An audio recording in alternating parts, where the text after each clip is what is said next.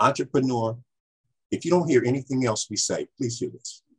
Stop treating your business or your service like a one-night stand.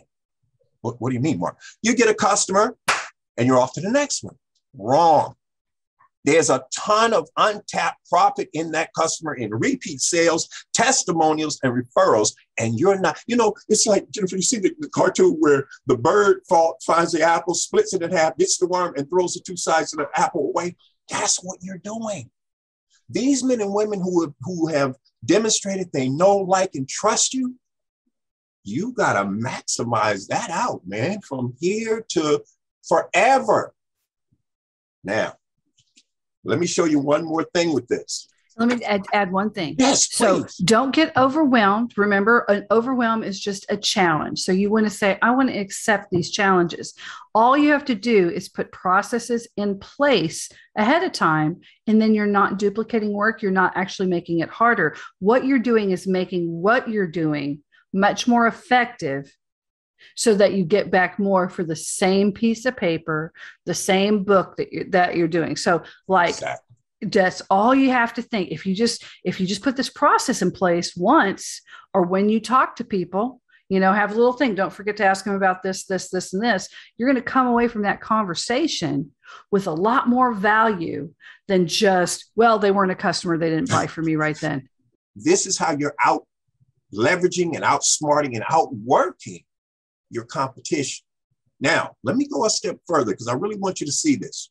Let's suppose in reality, my retail jewelry business is the financier behind this pizza spot doing this. Now imagine this. Jennifer orders up, let's say she's got some girlfriends over and they're rocking, they're doing a little party and they're hanging out. So she orders $125 worth of stuff, right? So they can get the grub on. What happens, Jennifer? Tell the audience what happens when this plays out. The doorbell rings, you open the door, there's the driver, man or woman, with your order, they confirm it, you say yes, you reach out to pay them the money, they wink and say, this one's on us. I would give her the best tip ever. Well, and not only that, when she goes back to her tribe right there, is she going to tell them what just happened? Oh, yeah. I would be like, oh my gosh. And she's going to maybe jump on social media and do a little bragging?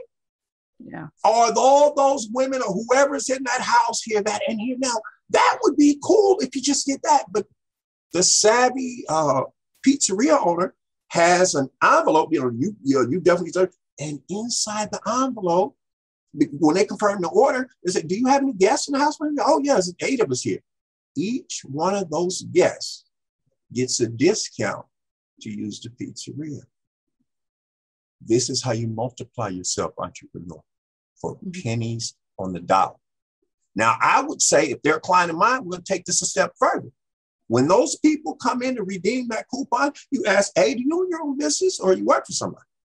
If they own their own business, you're going to ethically bribe them by saying, every time you spend over $10, not only do you deliver free, but you get 2 sodas at cost.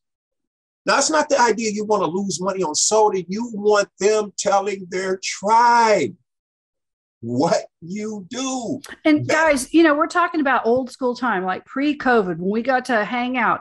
But a lot of places are opening back up, and there's a lot of online businesses, and there's way to give value, right? So there's tons of ways to do joint venture partners with other people and to give absolute real value. We're not telling you to not value yourself, to give away work for free. Right. That's not it. What it is strategically thinking about ways to get people excited about you at a personal level. When we start having these conversations and talking to people, remember, get their email. If you don't have a way to get someone's email and you tell me you have 10,000 followers, I'm like, okay, but how many people do you have in your email list? Right.